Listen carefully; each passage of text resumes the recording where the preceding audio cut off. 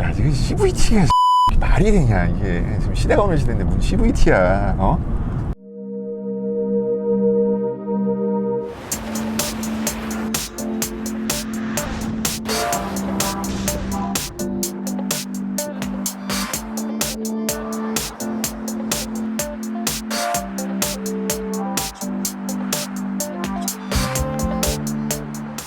링크드카의 김PD입니다. 저는 지금 올리오 K3 안에 타고 있습니다. 1.6 가솔린 모델이고요. 엔진하고 변속기가 좀 바뀌었죠. 신형으로 오면서. 그래서 이 엔진하고 변속기가 어느 정도의 성능을 보여줄지 조금 궁금해서 리뷰를 하게 됐습니다. 이게 무슨 스포츠카나 스포츠 세단은 아니잖아요. 우리는 뭐 다 알다시피. 국내에서는 경차를 제외를 하면은 사실상 엔트리에 가까운 모델이란 말이에요. K3, 아반떼 이런 모델들이. 이 K3라는 모델을 이제 구매를 하시는 사람들이 대부분 이제 뭐 처음 첫 면허를 따서 구입을 하시거나 아니면은 뭐 사회 초년생, 이제 막 돈을 벌기 시작하는 사회 초년생, 또는 이제 거리 뭐 이렇게 뭐 멀리 가지 않는, 제가 마실용 차량이라고 하는데 가까운 거리, 근거리 출퇴근을 하거나 아니면 뭐 장보러 가는 용도, 이렇게 마실용으로 이용하시는 분들이 주로 구매를 하지 않을까라는 이제 생각을 해봤습니다.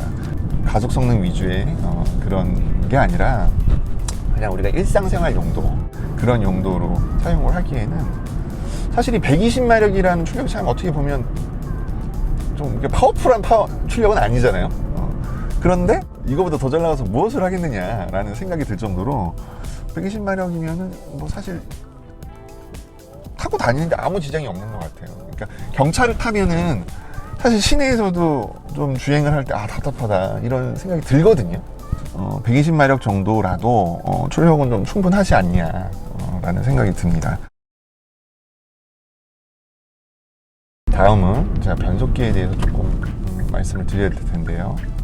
우리나라에서는 CVT가 말썽을 많이 일으켰어요. 그래서 우리나라 국민들은 사실 CVT에 대한 인식이 별로 좋은 편은 아니에요. 제가 봤을 때. 저도 그렇고. 그런데 왜 이제 와서 여기다가 왜 이제 와서 여기다가 CVT를 달았냐, 이건 뭐 시대에 역행하는 거 아니야, 요즘 시대가 어느 시대인데 DCT 변속기를 달아도 시원찮은 판에 여기다가 지금 CVT를 달아놓고 지금 차를 사라는 거냐, 이런 이야기들이 많죠. 저도 사실 이거를 시승을 해보기 전까지는 야, 이게 CVT가 이렇게 말이 되냐, 이게 지금 시대가 어느 시대인데 무슨 CVT야, 라는 생각을 했었어요. 저도 하고, CVT는 그 다음에 이제 CVT가 갖는 어떤 그 뭐라 그러죠? 허당 친다는 느낌? 자, CVT는 벨트로 구동을 해요. 자, 일반 토크 컴퓨터 방식은 유성 기어를 유압에 의해서 변속을 합니다. 기존의 토크 컴퓨터 방식이요. 그런데 CVT는 벨트로 구동을 하죠. 그래서 이제 벨트를 이제 원뿔 모양처럼 생긴 거기다가 벨트를 걸어서 큰 기어와 작은 기어를 왔다 갔다 하면서 변속을 합니다. 그게 이제 CVT 변속 방식인데, CVT는 굉장히 큰 장점이 있는 반면에 단점도 있어요. 그러니까 장점은 무단 변속, 그러니까 원뿔 모양의 벨트를 걸어서 변속을 하다 보니까 변속 충격이 없죠. 그 다음에 단수가 없어요. 단수가 없으니까는 뭐 가장 최적의 상태의 기어를 물릴 수가 있는 거죠. 1단, 2단, 3단, 4단 변속이 없으니까. 그런데 그럼에도 불구하고 문제점이 뭐냐면 체결감이에요. 체결감. 그러니까 엔진의 힘이 바퀴에 딱 걸려서 구동이 된다라는 어떤 그런 느낌이 들어야 되는데, 이게 벨트로 걸어 놓으니까 큰 힘이 걸리게 되면 벨트가 헛돌겠죠.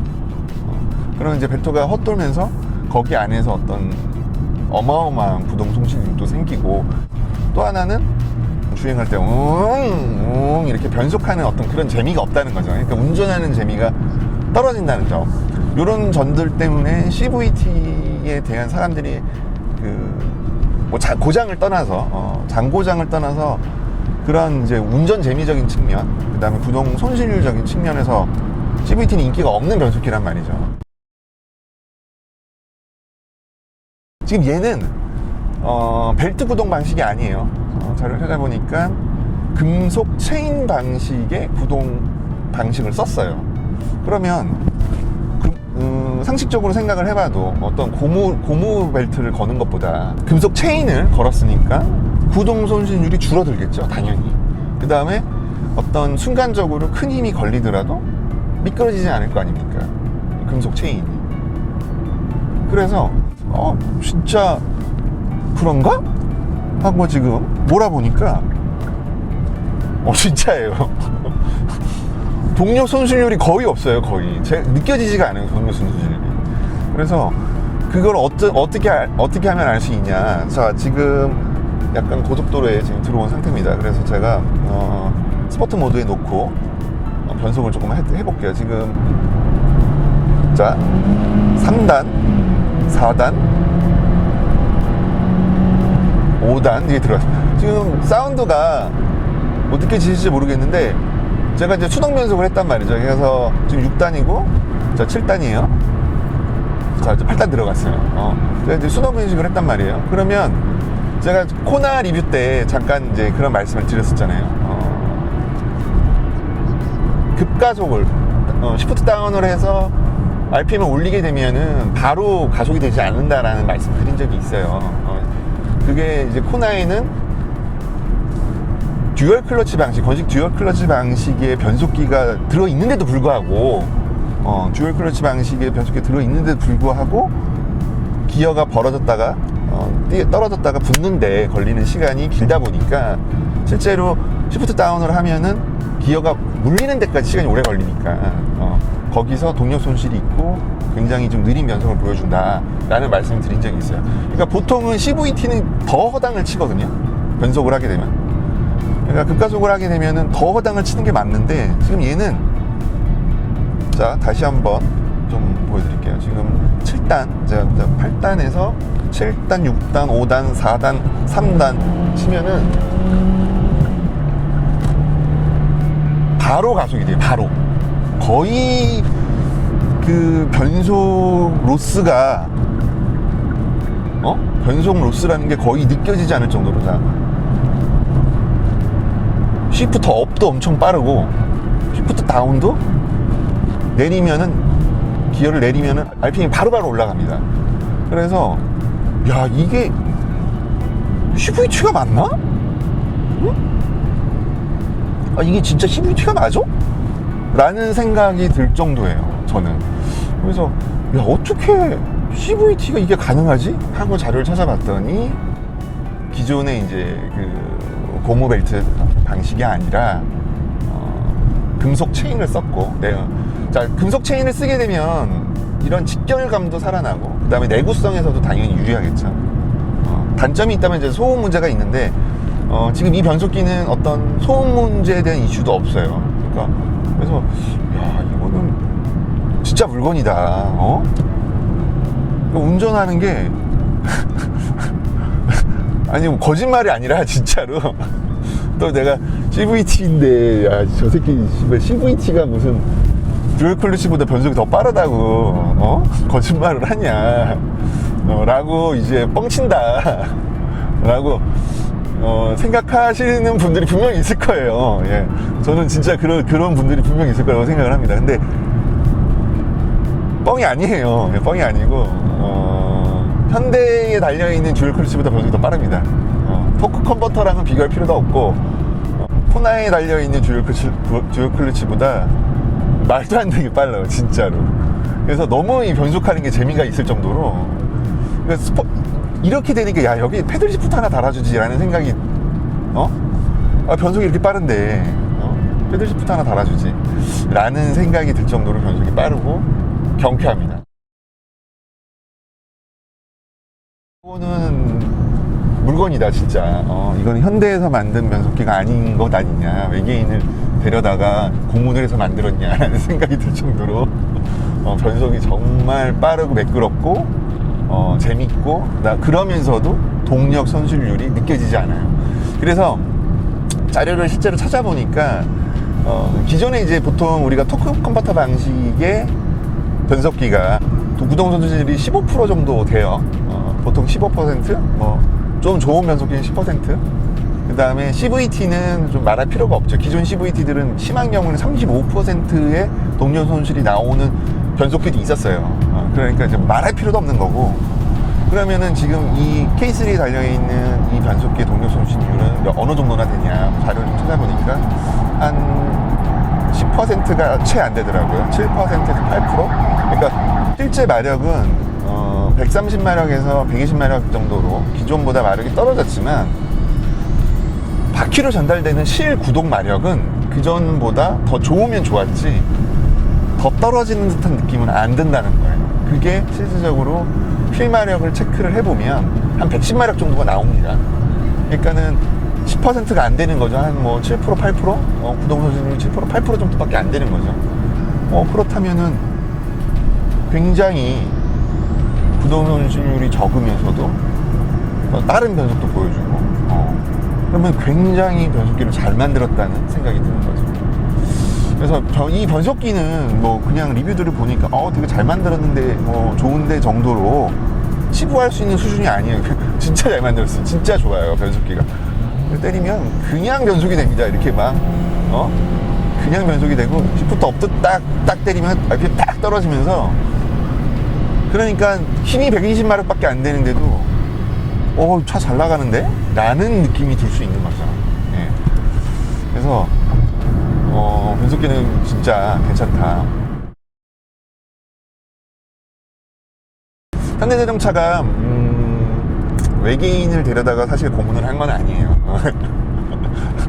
그건 아니고 이미 아우디 계열, 그러니까 폭스바겐 아우디 계열에서는 1999년도에 멀티트로닉이라는 CVT를 만들어요. 그리고 그 멀티트로닉 변속기를 달린 A6 모델, 쿼트로가 아닌 전륜구동 방식의 A6, 현 세대까지 나온 그 A6에 멀티트로닉이라는 변속기가 실제로 들어가 있습니다.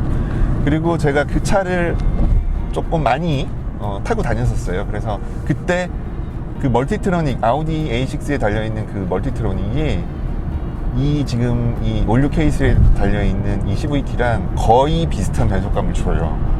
당시에도 1999년도에 나온, 이미 1999년도에 그 정도의 CVT가 존재를 했었습니다. 물론 아우디 같은 경우에는 이제 프리미엄 브랜드니까 지금 이 올류 K3하고 어떤 뭐 절대적인 비교값은 안 되겠죠. 현재 이제 아우디 쪽에서는 이제 더 이상 CVT는 만들지 않겠다라고 그랬어요. 왜냐면은 지금 이제 폭스바겐 아우디 그룹은 듀얼 클러치를 주로 쓰죠. 폭스바겐에서는 DSG라는 명칭으로, 그 다음에 아우디에서는 에스트로닉이라는 명칭으로 쓰는 듀얼 클러치 방식의 변속기를 좀 많이 씁니다. 근데 지금 폭스바겐 쪽에서는 듀얼 클러치 수준이 너무 올라갔어요. 그러니까 자기네들 나름대로는 이제 끝까지 갔다라고 보는 거죠. 그러니까 더 이상 CVT를 쓰지 않겠다. 1999년도에 이런 방식의 체인으로 구동되는 방식의 CVT를 이미 개발을 했었고, 한 10년 정도 쓰다가 10년 이상 쓰다가 14년도부터는 이제 더 이상 CVT는 쓰지 않겠다라고 이야기를 해요. 그러니까 이 올류 K3에 들어가 있는 요 변속기는요, 어떻게 보면 이제 신기술은 아닌 거고 굉장히 옛날 기술인데 그동안 이제 국내에서는 만들지 않다가 개발을 한 거죠. 개발을 했고 그게 이제 처음으로 이제 달리게 됐는데, 뭐 어찌됐든 괜찮습니다. 변속 느낌 되게 좋고. 다시 엔진으로 돌아가서, 기존에 이제 직분사 방식의 그 엔진이었죠, GDI 엔진이. 근데 이제 그 GDI 엔진이 조금 뭐 이슈가 있었어요. 뭐 내구성에 대한 이슈도 있었고, 그 다음에 카본 슬러지가 한 5만 킬로 정도 되면 껴서 사실상 청소가 불가능하다라는 이슈도 있었고, 그러니까 내구성 부분으로 다가간다고, 경제적인 부분, 내구적인 부분으로 다가간다면 기존의 1.6 GDI 엔진이 좋은 모습을 보여주지 못했단 말이죠. 아마도 제 생각에는 현대기아차가 이 MPI 엔진으로 바뀌게 된 게 그런 문제가 가장 크지 않나라는 생각이 들어요. 그러니까 출력에 손해를 보더라도 내구성이나 어떤 그런 카본 축적 문제 이런 이슈로부터 그 다음에 또 정비성 이런 이슈로부터 좀 자유로워지기 위해서 MPI 엔진 쪽으로 좀 전향을 한 것이 아닌가 라는 좀 생각이 들었습니다. 이게 지금 토크가 한 15, 16, 15 정도밖에 안 되죠. 그러니까 엔진에 대한 한계가 분명히 있어요. 그래서 특히 이제 어떤 부분들이 이제 한계가 있냐면 힘이 나오지 너무 이제 엔진에 힘이 없는 이제 그런 문제점이 1차원적으로 있고요. 그 다음에 두 번째로는 3000rpm 이상에서의 굉장히 그 회전 질감이 좋지가 않습니다. 그러니까 사운드도 굉장히 듣기 싫은 소음이 나고요.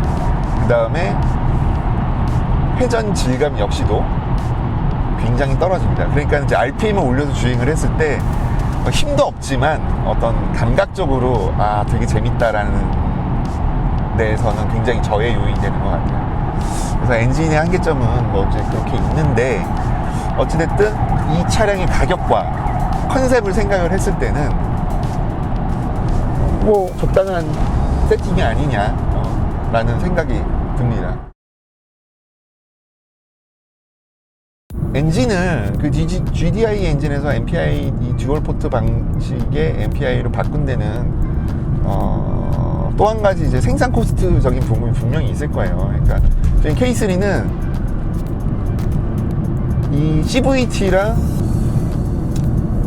이 엔진, 즉 파워트레인을 완전히 바꿈으로써 두 마리 토끼를 다 잡은 것 같아요. 첫 번째로는 생산 코스트를 분명히 낮췄을 거고요. CVT 변속기나 이 MPI 엔진이 기존보다 분명히 생산 코스트가 낮아졌을 겁니다. 그러면서도 어떤 가속적인 부분은 잃지 않았고, 그죠? 잃지 않고 오히려 더 이런 빠른 변속으로 인해서 주행 감각적인 부분에서는 조금 더 만족을 주는, 그러면 기존 모델에서 굉장히 긍정적으로 변화된 게 맞죠. 그렇게 생각을 합니다. 자, 파워트레인에 대한 부분 여기까지 좀 말씀을 드렸고요. 결론적으로 말씀드리면 최근에 제가 리뷰를 한 차 중에서는 이 파워트레인 부분이 가장 만족스러운 차예요. 더군다나 이제 가격을 생각을 해보면 더더욱. 자, 한 가지 이제 불만스러운 부분이 있다 그러면 이 듀얼포트 API 엔진은 뭐 어떤 효율성이나 이런 부분들, 내구성이나 이런 부분들은 좋을지 모르겠는데 이런 가속적인 부분에서는 사실 조금 한계가 느껴진다. 이런 부분들은 좀 단점으로 지적을 하면서 파워트레인에 대한 리뷰를 마치겠습니다. 다음 편에서는요, 셰시 브레이크, 그 다음에 이제 주행 특성, 이런 부분들에 대한 리뷰를 또 하니까요, 또 다음 편도 많이 봐주시길 바라겠습니다. 감사합니다.